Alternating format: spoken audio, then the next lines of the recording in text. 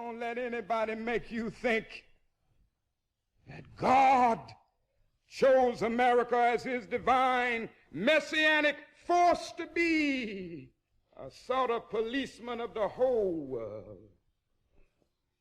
God has a way of standing before the nations with judgment, and it seems that I can hear God saying to America, you are too arrogant. And if you don't change your ways, I will rise up and break the backbone of your power.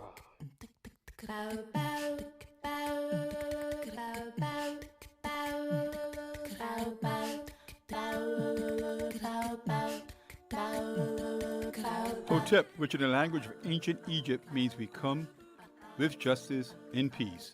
Welcome to Freedom Now, a Saturday Pan-Africanist and Internationalist World Affairs program. Freedom Now is committed to the principle of the rights of all peoples and nations to self-determination. We thank you deeply for your contribution to KPFK, which permits programs like Freedom Now to stay on the air. In this era of corporate acquisition and co-optation of all dissident media, we provide the microphone, challenging their corporate and racist point of view. So stay tuned for our agenda here at Freedom Now.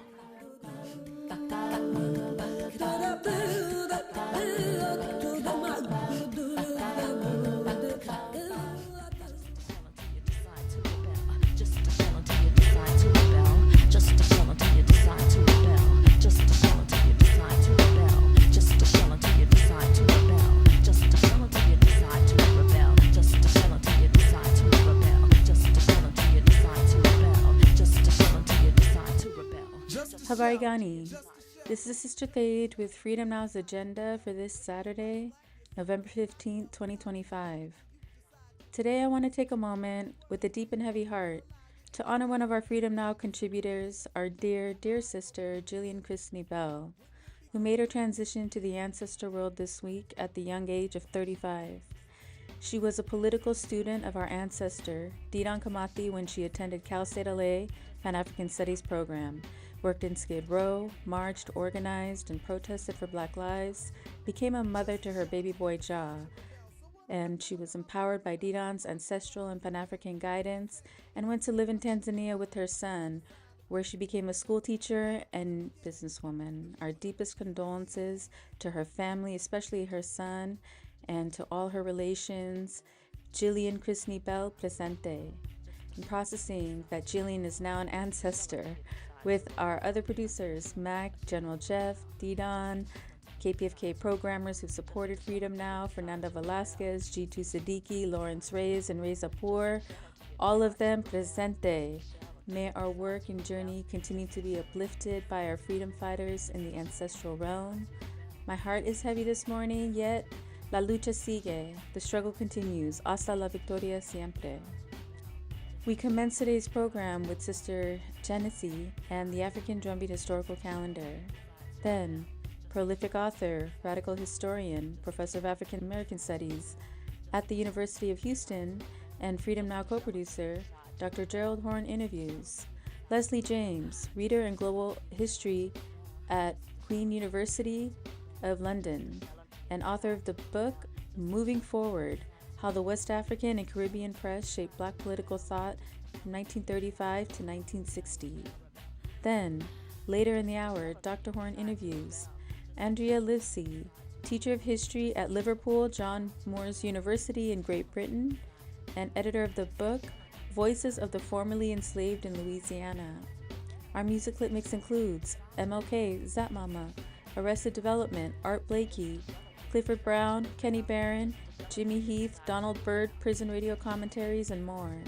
So sit back, phone a friend, and as always, we stand ready for revolution. Rebel.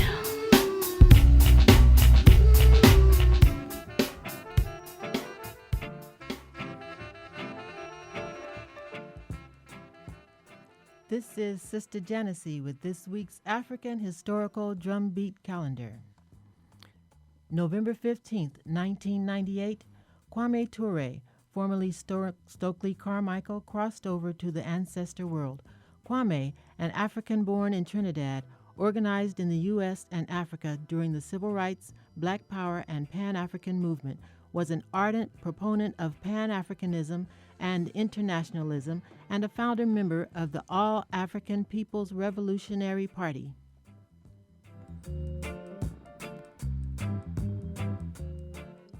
November 15, 1884 through 1885, the Berlin Conference in Germany, where the European powers and the U.S. meet to divide up Africa and African people, totally ignoring the wishes of a quarter of the world's population. The English, French, Germans, Italians, Dutch, U.S., Portuguese, and Spanish divided Africa and the peoples of Africa to build their economic and political basis, to establish themselves as world powers at the expense of Africa and African people.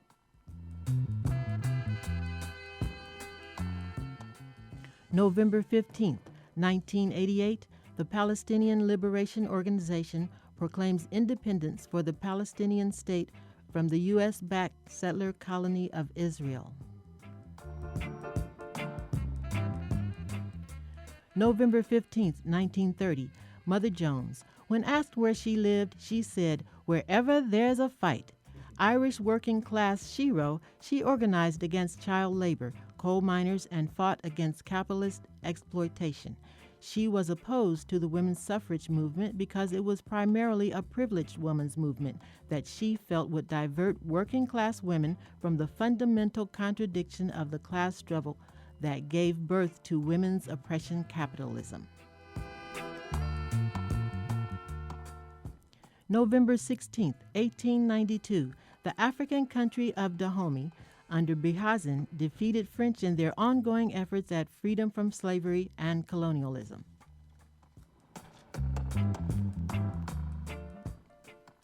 November 17, 1970, Maggie Kuhn founded the Grey Panthers, an organization devoted to fighting discrimination against the elderly.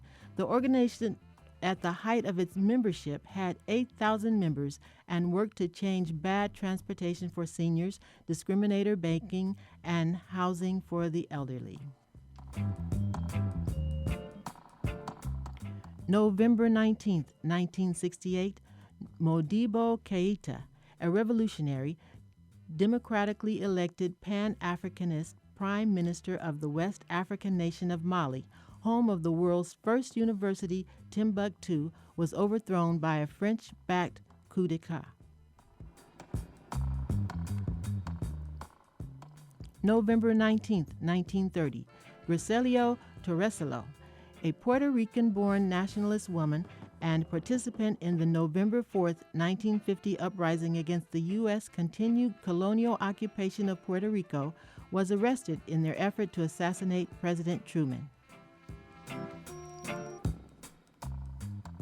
November 20, 1695, the National Black Consciousness Day in Brazil, memorializing the death of the greatest slavery resistance fighter in the Western Hemisphere, Zumbi.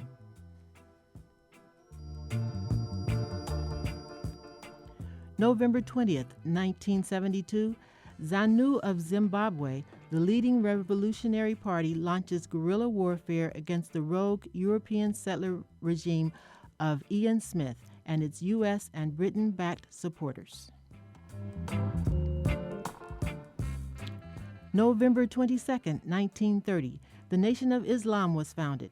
The Nation of Islam is a continuation of the tradition of African nationalism and organization of Martin Delany, Noble Drew Ali, and Marcus Mosiah Garvey. The Nation of Islam was founded by the Honorable Elijah Muhammad, which was provided leadership including Malcolm X, Khalid Muhammad, Minister Louis Farrakhan.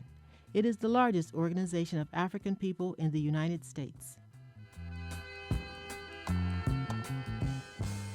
November 22, 1970. The African masses in Guinea defeated the Portuguese invasion and attempted overthrow of the democratically elected government of Revolutionary Socialist Guinea, home base for African revolutionary freedom fighters from throughout the world. This has been Sister Janesy from the African Drumbeat Historical Calendar of Freedom Now.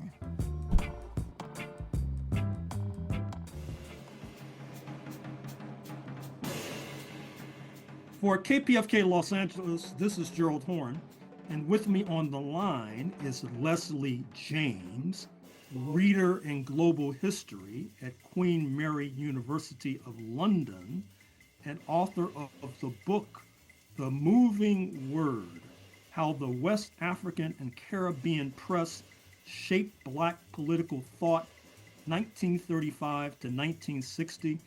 Thank you for joining us on Freedom Now, KPFK Los Angeles, Leslie James. Thank you much for having me. It's an honor. Thank you very much. And why did you write this book, The Moving Word?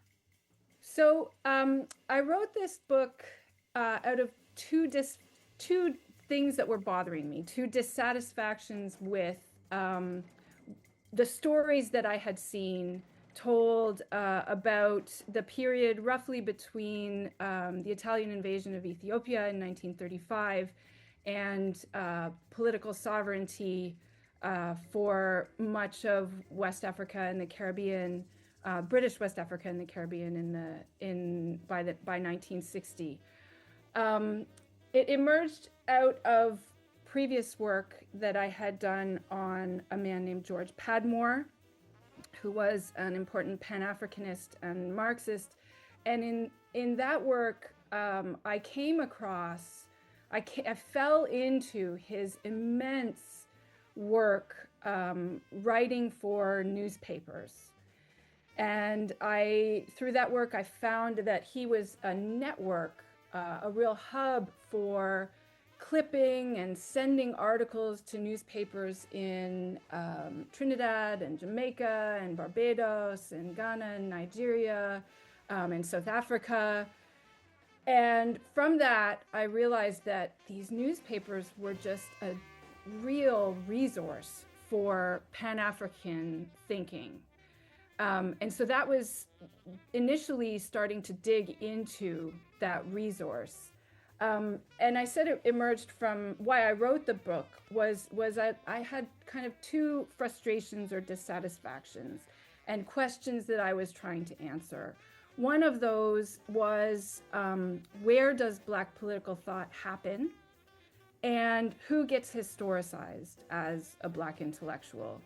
So what I mean by that is that, I had written a book on George Padmore.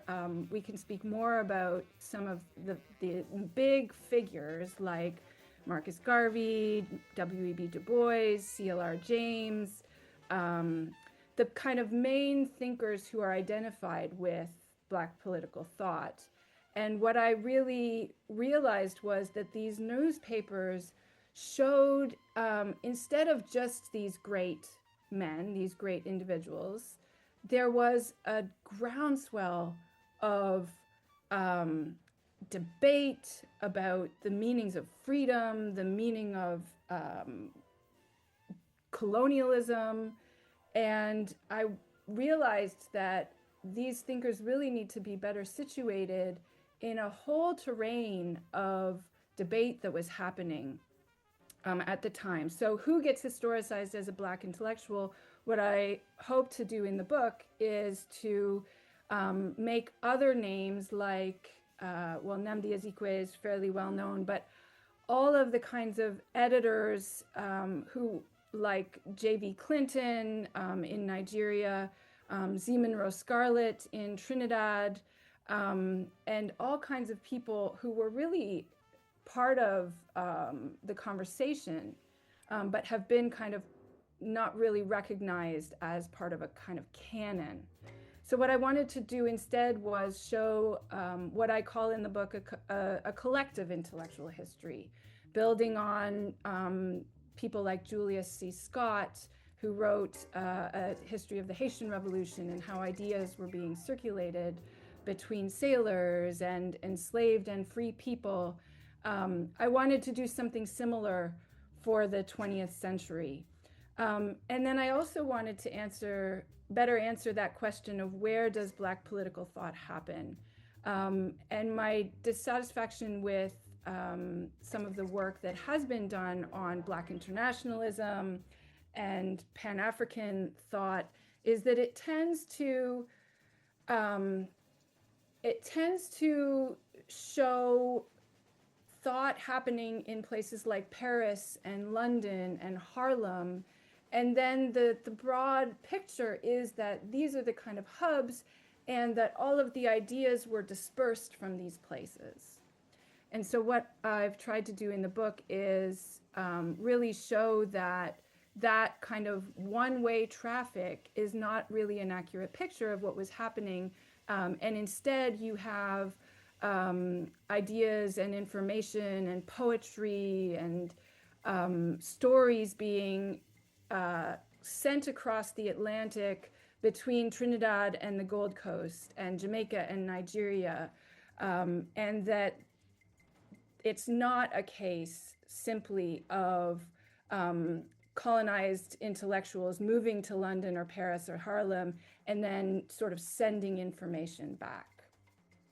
So in that context, how do you situate the Trinidadian C.L.R. James and the Black American W.E.B. Du Bois?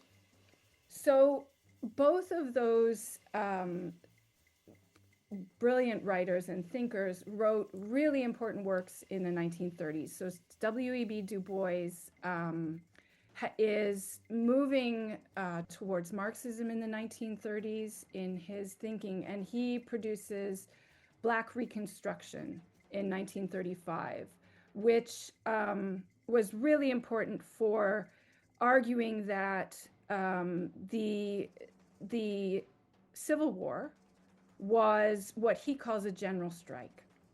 And in that, he situates enslaved peoples as workers, fundamentally as workers, and that he argues very importantly there that if we think of them as workers, and if we see that they're fleeing the plantations during the Civil War, that's what he calls a general strike. That's workers refusing to work any longer. So that book was really important for reframing how we understand enslaved labor and enslaved revolt. And similarly, C.L.R. James at the same time is writing The Black Jacobins, while he's based in London and Paris, which is his history of the Haitian Revolution. And in that, again, he uses the term proletariat for the enslaved workers. And both of those works, as well as Eric Williams's book, Capitalism, Slavery, have been recognized as really fundamental to changing how we understand the importance of enslaved labor for the rise of capitalism and the modern world. And so one of the things that I do in the book is to show that the arguments that they are making in the 1930s with these works were also simultaneously being made by everyday people, educated elite who are editors of newspapers, but also, people who by their letters that you see in the newspapers are maybe have a elementary level of education, but are nevertheless articulating very similar ideas about the importance of colonized labor for the rise of modern capitalism and for how imperialism continues to exploit racialized labor Black labor in its colonies. And so what we would now know as racial capitalism, Cedric Robinson's term and phrasing, I show in the book was really that idea of racial capitalism was there in the 1930s, and it wasn't just these major intellectual figures. It was everyday people making these kinds of arguments in the newspapers that are being produced in Ghana, Gold Coast, present-day Ghana, Nigeria, Trinidad, and Jamaica. So what role does Garvey, Marcus Garvey, the Jamaican, and Garveyism play in your text? Garvey and Garveyism plays a fundamental role particularly in the emergence of newspapers that are publishing in the Caribbean in the 1920s and the 1930s. So several of the newspapers. So to write this book, I read every newspaper that was publishing in Jamaica, Trinidad, the Gold Coast, and Nigeria between 1935 and 1960. And Garveyite newspapers are a fundamental part of the Caribbean printing and thinking landscape of the time. And so they are the ones that are often the place for the voices of Jamaican peasants and workers who are part of the revolts that are underway in the Caribbean at the time. So Garveyism is really a crucial vector for the printing worlds that people are using at the time, but also the kind of step stool preaching that's happening in the Caribbean, the way that people are using the revolts to articulate their ideas. And similarly, Garveyism is very relevant to the west coast of Africa. You have Garveyite UNIA chapters and people who are secretaries, who are editors of the newspapers.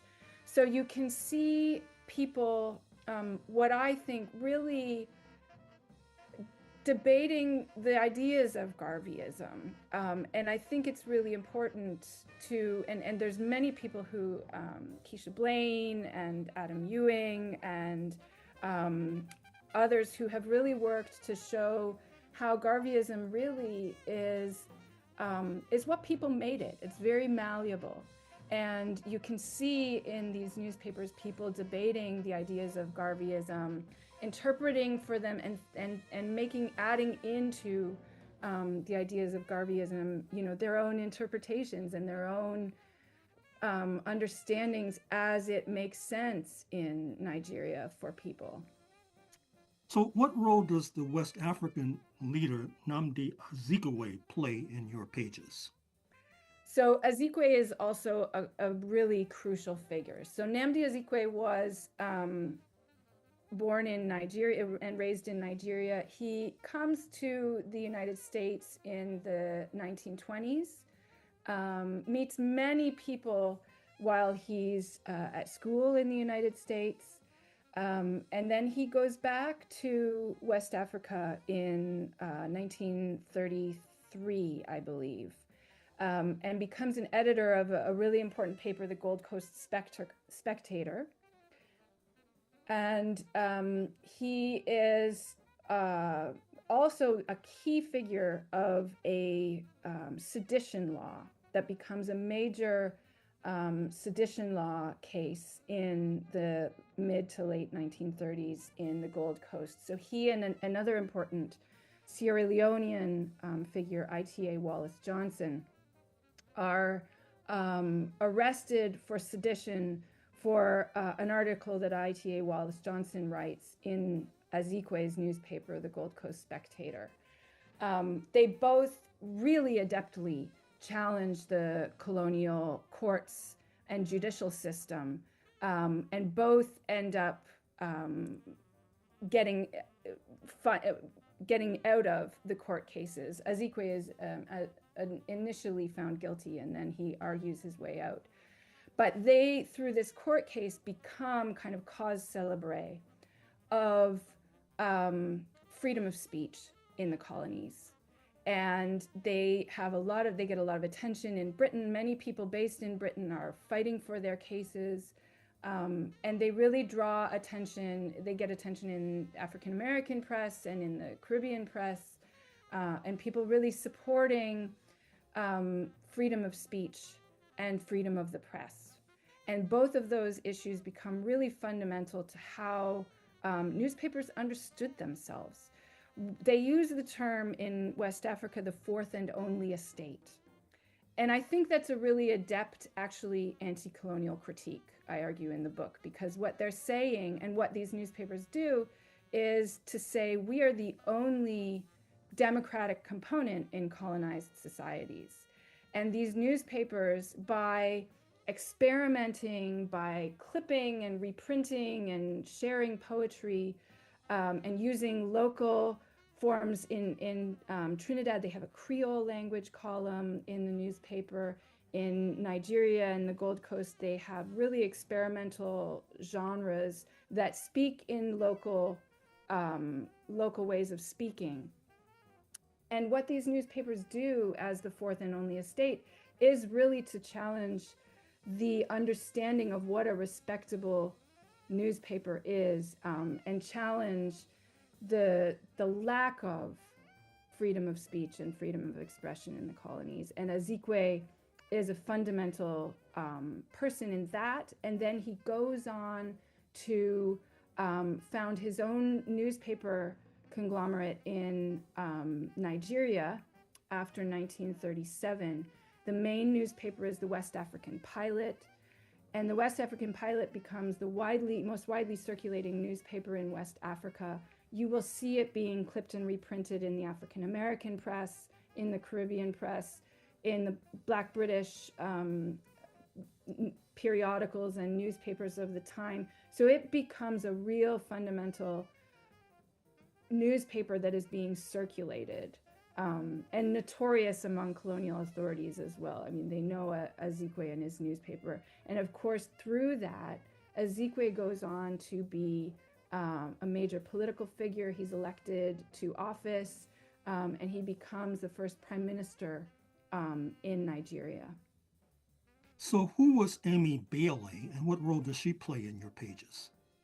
So Amy Bailey was a Jamaican feminist educator in the 1920s through the 1960s at least. Her father was one of the founders of the Jamaica Union of Teachers, and she had a strong kind of educator streak. She started classes and schools, and was always primarily an educator in Jamaica and arguing for better schooling in Jamaica. So she has a long trajectory and importance for Jamaican education. In the pages of this book, she plays a crucial role in the 1930s as one of a few women, and in what I found in my research is that it's all women, basically, who are the ones who are saying in the 1930s, in the midst of the labor revolts in the Caribbean, they are reminding in the printed word that this is the centenary of emancipation. And oddly, the newspapers don't talk about it that much, unless they talk about William Wilberforce freeing the slaves. But Amy Bailey, Una Marson, Amy Webster are these really brilliant Black feminist women who are reminding everybody that this is the centenary of emancipation, and that the revolts that are happening bear the mark of the sexual violence that was committed under enslavement and plantation slavery, and that it still bears a mark on how workers are treated in Jamaica. And so Amy Bailey is a really crucial voice for arguing, in particular, for the role that Black women played in the end of enslavement, and the role that they play in Jamaican society. And so she is kind of crucial to reframing how Jamaicans are speaking about freedom, who is included in the debates about freedom, and what that really must look like. What does freedom actually look like? And she's arguing that Black women are at the heart of what we need freedom to look like. Finally, Leslie James, reader in global history at Queen Mary University in London, author of the book The Moving Word, How the West African and Caribbean Press Shaped Black Political Thought, 1935 to 1960. What's next on your agenda?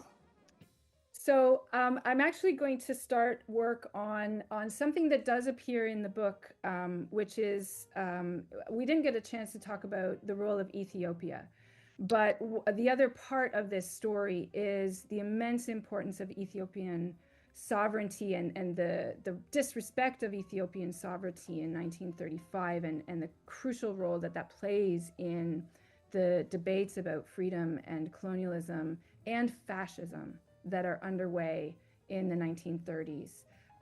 Ethiopia is crucial to how people understand the very close relationship between colonialism and fascism. That these are the Indian nationalist Jawaharlal Nehru said that colonialism and fascism are blood brothers. And so what's next for me is exploring the convergence of arguments about colonialism and fascism, and I think how that might play a role in anti-apartheid movements of the 1950s. Well, we all look forward to that book with eager anticipation, Professor James, but thank you for joining us on Freedom Now, KPFK, Los Angeles. Thank you very much.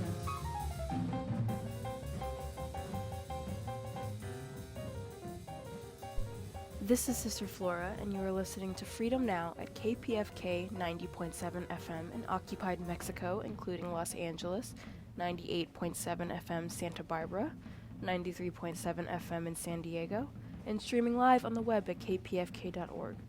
Today's program, as well as 10 prior editions, can be reheard at kpfk.org/audio archive, and scroll down to Freedom Now. For a truly alternative international perspective on world affairs, check out RTTV Russia, CCTV China, and online at Presna, Latina Cuba Telesur Venezuela, News 24, South Africa, and Press TV Iraq.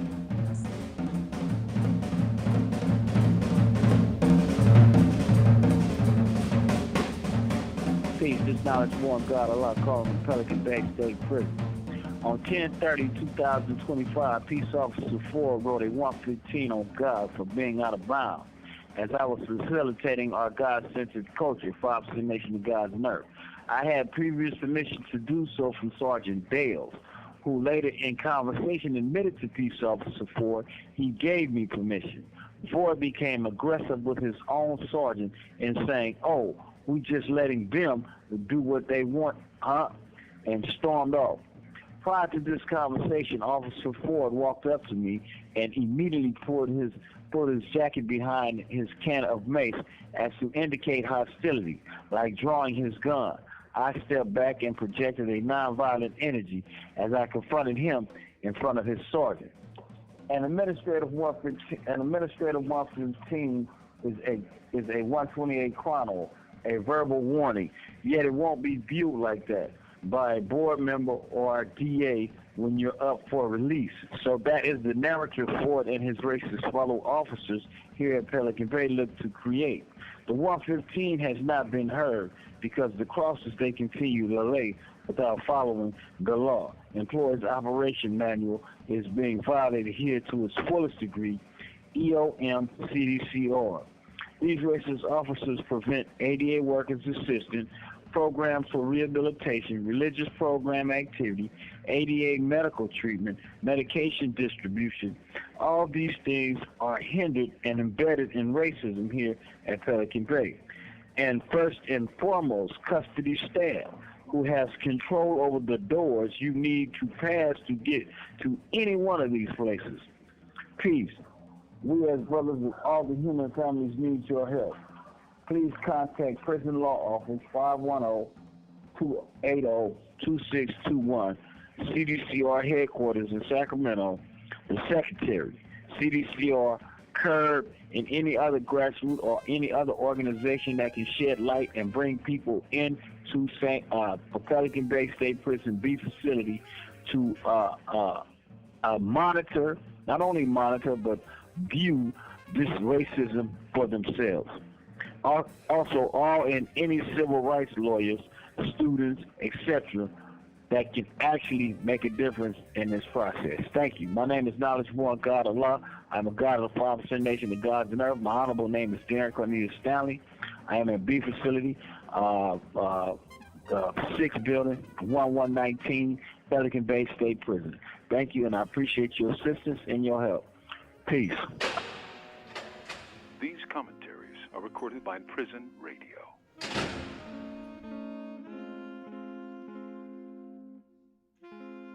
Hello, this is Faluch Bigsby, the author of God Uses Gangsters. Today I want to discuss my poor isn't your poor. Just because my poor is on a different level than your poor doesn't mean that my struggles are any worse, more, or better than your struggles. I want to say that the people that live in the projects, the people that live in the trailer park, or those that live in middle-class housing, they all still collectively can have the same issues within their household. It's just on a different level. And see, that's the thing, it's a numbers game, because those that are middle class, they still struggle with bills. It's just that their bills might be a little different than the person that's struggling down here. Now, what I mean by that is we should empathize and try to connect humanly on everybody's level, because if you are struggling with food, but yet your food struggle is that you got to buy pork chops instead of steak or chicken, or you're not able to afford meat. This household over here, they can afford meat, but they still can't pay other bills. And mostly they're still unstable. They're going through the same thing. And that's the thing, is that we should learn that life is full of different walks of life. Everybody's going through major problems. But the thing is, as human beings, we can connect and learn to struggle and work with each other. Now, I'm in prison. I've been in multiple different prisons, and every prison's different. And this is what I want to say. Like right now, I just moved to a new prison in Pickaway, Ohio, at Oregon. And when I got here, there was no water. The sludge is deep down into the roots of it to where we can't drink water. So now we have to get bottled water, and we have to pay for it. But the difference is that the living conditions of this prison is kind of horrible. But yet we have good groups, and it's a peaceful joint with no gangbanging. So I'm still struggling in prison. I still got my back against the wall, and I'm still facing things. But there's people in other prisons where their water's fine and food's cheap and they're eating good, but yet every time the door pops, they can worry about gang violence. We're all still struggling. And that's the thing, is that it's still an oppression to the spirit and soul. And the thing is that we're all human beings, and we should collectively come together and realize that my struggle, my poor may not be your poor, but it's still poor. It's still a struggle. And with that, seek out each other and figure out who each other is. Empathize. This is Faluch Bigsby. God bless. These commentaries are recorded by Prison Radio.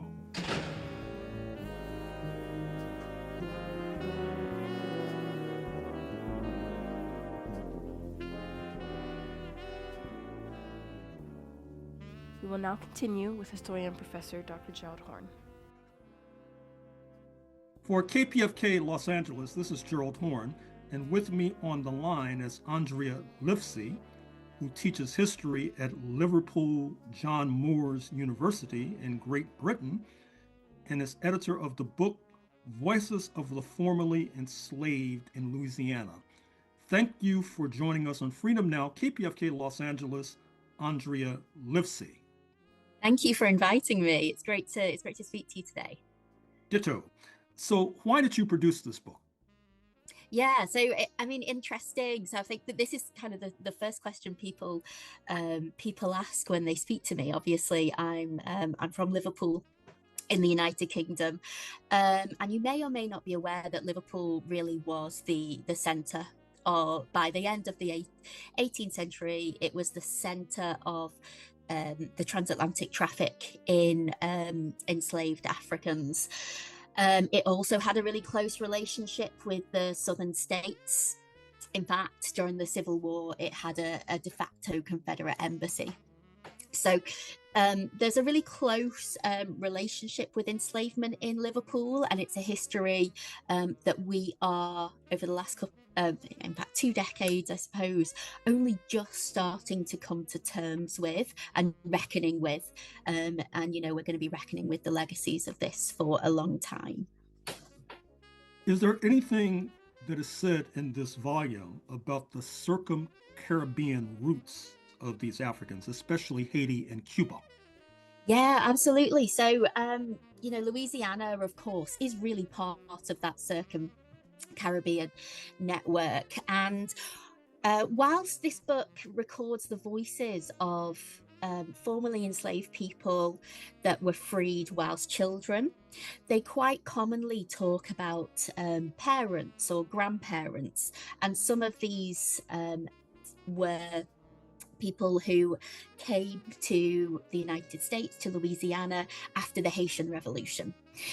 So there are a few mentions of that. What I will say, however, is that when we're talking about the culture of slavery in the Circum-Caribbean region, we of course need to think about the different racialized systems. Now, in Louisiana, there's a lot of interest amongst the people who were conducting these interviews in the history of that racial system that, you know, may or may not have been specific to Louisiana, which includes a high number of very light-skinned enslaved people. And my suspicion with the project that conducted these interviews is that this was part of a wider effort to almost kind of quarantine the history of, first of all, interracial sex and also light-skinned people in this kind of Caribbean Louisiana, if that makes sense. Well, just to clarify, these are interviews with formerly enslaved in Louisiana in the 1930s, sponsored by the U.S. federal government. And I should also add that the Black population of Los Angeles has significant roots in Louisiana, which makes your book relevant to them. Having said this, what does this book have to say concerning gender and/or sexual violence? Yeah, so these interviews do have some quite distressing stories of sexual violence. Now, these are people who were interviewed in the 1930s but had been freed from slavery in obviously in 1865. So quite often when they're referring to sexual violence, it's in the context of my mother or my grandmother. And each one of these interviews is very much kind of a power play. Now, I want to give you one example of an interview, which is an interview with a formerly enslaved woman by the name of Mary Harris. Now, Mary Harris was interviewed by somebody called Zoe Posey. Zoe Posey was a white woman. She had her roots in both Mississippi and Louisiana. And she, her father was in the Confederacy. He was a general. And we can kind of, we can really sense that Posey's background in these interviews. Now, Mary Harris starts to talk about her treatment while she was enslaved. Zoe Posey, for example, tries to turn it around to clarify that it was only foreign enslavers that were cruel, not American enslavers. But what then happens is Mary Harris's son interrupts, and Posey accuses him of being bitter. So he says, "Bitter? Yes, I'm bitter. I have a right to be. My mother tells me about the brutality of those days and how they whipped unmercifully their slaves. My mother is bright too. And why? Because the man who owned and sold my mother was her father. But that's not all. That man I hate with every fibre of my body. And why? A brute like that who could sell his own child into unprincipled hands is a beast. The power, just because he had the power and thirst for money." And I think that statement itself is, to me, the most powerful statement in this book. It really shows that Mary Harris's son is trying to move beyond that power dynamic that is there in the interview to say what he wants to say, to tell his truth about slavery, which is, in his case, that it was a system that was rife with sexual and reproductive abuse. Parenthetically, I should add that, at least in the United States, there hasn't been significant inquiry into the downstream consequence of what you've just described. That is to say, fathers selling their children into slavery, not least across so-called racial lines. Having said that, what about folk medicine, or what some might call ethnobotany? Any references to that in this book? Yeah, absolutely there is. So this is one of the things that I really I really love about these interviews. So traditionally, when there have been collections of interviews with the formerly enslaved from the Federal Writers Project in the 1930s, they tend to isolate discussions of enslavement. But actually, this was at its heart a folklore project. So alongside the discussions of what it experiences of enslavement, you get discussions of Mary Laveau, you get discussions of ghosts, beliefs, foodways, and of course folk medicine, and it's through that we can really start to understand in a holistic way what it meant to be enslaved. Now, in terms of folk medicine, it helps us to, in an era where, we know in the United States, in the UK, in fact, across the Western world, Black women are, up to and beyond 5 times more likely to die during childbirth, of pregnancy and the period immediately afterwards. And it starts to, these testimonies allow us to imagine how things may have been different.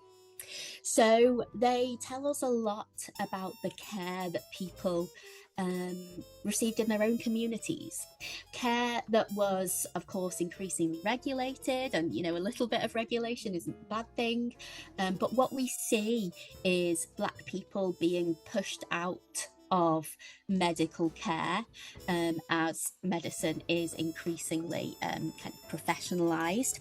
So, for example, we have Martha Grayson. Now, Martha Grayson was a midwife, and she tells us about her own practices and how in the early 20th century she was being told how to practice, and it was a practice in a way that did not work for either her or her community. We hear about the different medicines that she would give women at the start of their labour, and the part which I think is most important, and something that we could really learn from both here in the UK and in the US, is the care that women are given after they give birth. So, for example, she doesn't allow the woman to get out of bed for 9 days. Then she watches her closely as she gets up, and she gives the woman time to heal. And it's that part of medicine that is so important, and I think is something that we can really learn from. What about resistance? Everything from malingering to revolt. Anything in this volume about that? Yeah, so that's a really interesting one. Now, in order to answer that, I really do have to go back to the origins of these interviews. Now, these were being conducted in the 1930s at the height of Jim Crow. There were primarily white interviewers. And of course, we have a dynamic there. And every interview is I suppose, a representation of what the interviewer wanted, what the person being interviewed wanted, and of course within that we find these moments of power for both. However, when it came to acts of resistance, these really didn't align too well with often what the interviewer wanted to get out of that interview. So we don't hear much about outright revolt, but what we do hear is these stories of what we would call everyday resistance, so everyday forms of resistance. There's a story of somebody's father disappearing into the forest and coming back after a few days to get food. So that's probably the most outright form of resistance that we hear. But of course, throughout these interviews, we can detect resistance in the way that these people were negotiating their lives within the confines of enslavement. So whilst we have little outright resistance, there are examples of resistance we can find in every single one of these interviews. You mentioned a person you referred to as Mary Laveau, sometimes referred to as Marie Laveau on these shores. Who was she? Marie Laveau was a woman who lived in 19th century New Orleans.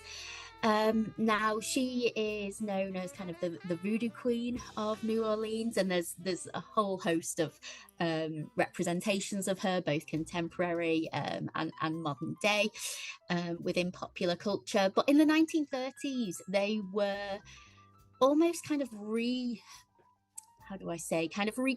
rediscovering her story. And so these interviewers wanted to find out more about her. So there's a huge amount of information about Marie Laveau. Now, what did they want to know about her? Well, I mean, the justification for conducting these interviews was to provide a guidebook. That it was for material to go into a guidebook of Louisiana. So they would ask questions like, did you know Marie Laveau? Who was she? What did she do? But I think that there is kind of a deeper meaning behind these discussions of Marie Laveau. They often ask what she looked like, what she was wearing. So she's described as wearing a tillon, which is a head, kind of a handkerchief worn on the head. Now, this was something that is very specific to Black women in Louisiana, and it's something that has been associated over time in popular culture with light-skinned Black women, because it's something that marks them out as Black. So it's asking for a description of her is very much kind of a racialization. But in this work, it also offers an opportunity to talk about native Louisiana, so indigenous Louisianans, because according to the interviewees, she had a lot of dealings with them in terms of gaining roots and medicines from them. So she's a really interesting character, and you can see this attempt to really kind of frame what Louisiana is and was through the lens of this light-skinned Black woman. Now, just to clarify, you suggested that light-skinned Black women wore a sort of headgear so that they would not be mistaken for, quote, white, unquote? Yes, that's right. So there were laws enacted in I believe it was the early 19th century, called the Tillon laws, where Black women would have to wear a headscarf in order to differentiate themselves from white women in Louisiana. And Marie Laveau was a kind of spiritual leader and dispenser of folk medicine. Is that accurate? Yeah, that's right. So she is both that, and yeah. So she was a religious leader as well. So they quite often describe her as a cult leader, but of course, she was practicing voodoo. So she was both a religious leader, she was a cultural leader, and what we often find within the confines of community-based medicine, especially in Louisiana, that these are the people who are looking after their communities as well, and she very much fit that bill. So I take it she had roots in Haiti. Is that accurate? I'm not 100% sure, to be honest. So so Marie Laveau, that's not my area of specialism, but she's certainly rooted in this circum-Caribbean culture. Mm-hmm. And who was Marcus Christian? Wow. Okay. So Marcus Christian. So interestingly, Marcus Christian did not conduct any of the interviews. that are in this volume. However, he is such a fascinating character that really did kind of shape these interviews externally. Now, he was a Black poet working in Louisiana in this era. It took a long while for him to become part of this project, and then eventually he became the head of what was called the Dillard Project, which was the segregated Black unit of the Louisiana Writers Project who conducted these interviews. Now, Marcus Christian, he really embodied the Black experience in Louisiana. He wrote about his experiences as a Black man through his poetry, but they were also conducting interviews with formerly enslaved people as part of the project that he led, and there's a couple of Black men who were interviewers in this volume, and the interviews that they conducted are so incredibly detailed and valuable, and that you can tell that there's a lot of care that goes into these. So Marcus Christian was clearly having a big impact on this work. Finally, Andrea Livesey, who teaches history at Liverpool John Moores University in Great Britain, editor of the book Voices of the Formerly Enslaved in Louisiana. What's next on your agenda? Yeah, so I am a specialist in both public engagement and history. Now, I don't believe that history is something that should be confined to books. It should be something that we are out there using for good. Now, for the last 2 or 3 years, I've been working with women on both sides of the Atlantic, trying to understand the value of community-based medicine. So what is referred to in this volume by the interviewers as folk medicine. So how do we look at the themes here and try to use them to improve the lives of women everywhere? So, for example, we do community workshops where we use history in a creative way to raise awareness and also empower communities. So I'm continuing to work on that.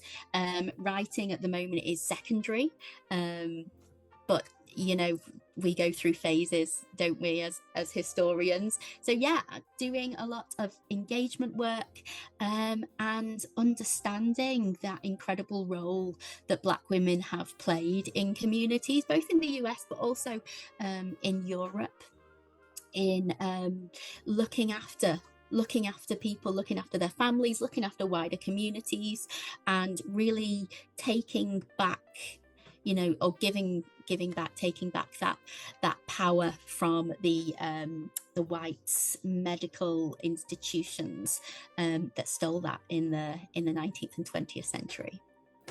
Well, Andrea Livesey of Liverpool John Moores University, I'm afraid we're going to have to leave it there, but thank you for joining us on Freedom Now, KPFK, Los Angeles. And in closing, we'd like to thank our guests. Thank you, Leslie James. Thank you, Andrea Livesey. Thank you to our producers, Dr. Gerald Horne, Sister Flora, Sister Femi, Brother Brandon, our board op, Sylvester Rivers, and all those who made today's program possible. This program, as well as prior programs, can be reheard for the next 60 days. Go to kpfk.org, audio archives, scroll to Freedom Now, and stay tuned. From 12 to 1 p.m. is The Signal with Dino. And so signing off for Freedom Now, this is Sister Thage, and until next week, as always, we stand ready for revolution. We state these facts only to let you know that those of us who are revolutionary, Pan-Africanists, is not because we love revolution. It is historically determined, and we have no alternative but to follow history and to use history for the benefit of our people.